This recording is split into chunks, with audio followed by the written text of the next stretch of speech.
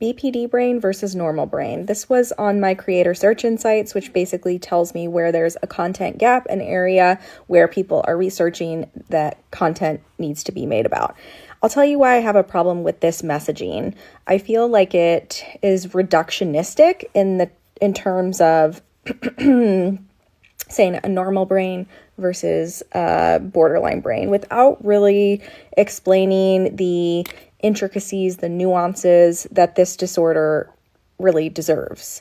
Because the fact is, if somebody has borderline personality disorder, it's really just one petal in their flower, okay? It's like emotions are kind of like turned up to max volume, okay? And it's difficult to cope with. And also there's different causes for this condition. There's genetic predispositions, there's growing up in an invalidating environment, there's trauma, and it's not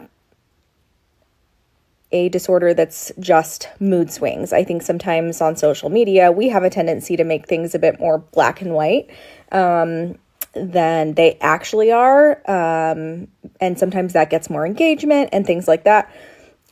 And I think that really take the time to understand this disorder, because I think that some of the messaging, some of how we talk about it, the disorder, borderline personality disorder, could leave the individuals who have it feeling kind of irreparably damaged and like they can't be fixed, when in actuality there are treatments out there that are very, very effective for this disorder, dialectical behavior therapy being one. I think sometimes these individuals go into traditional cognitive behavior therapy and find themselves feeling very invalidated because it's so heavy on change focus, changing things. And let's be honest, guys,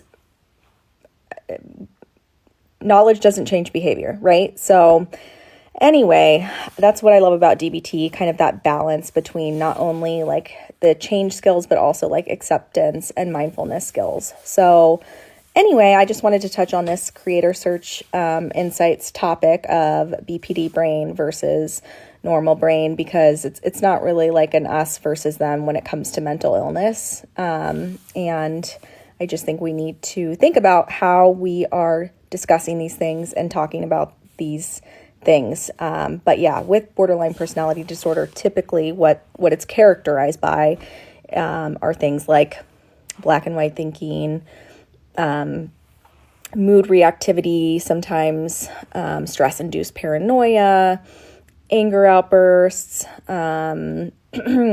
idealization versus devaluation. So thinking somebody's like the best person ever to the worst person ever in kind of a short period of time. Unstable sense of self can be a big one. Not really knowing who, like their identity, can be difficult. What else am I forgetting? Sometimes self-destructive behaviors, chronic self-harm, or SI.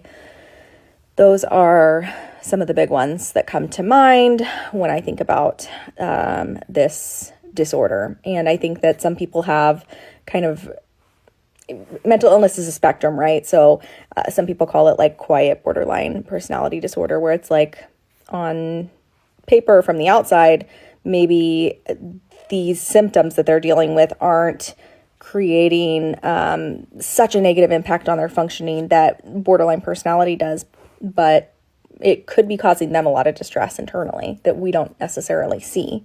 Just because their functioning isn't severely impaired doesn't mean that somebody's not struggling internally and feeling like they're walking through mud, or feeling like they're out of control with their emotions and wishing that they had more control with their emotional responses.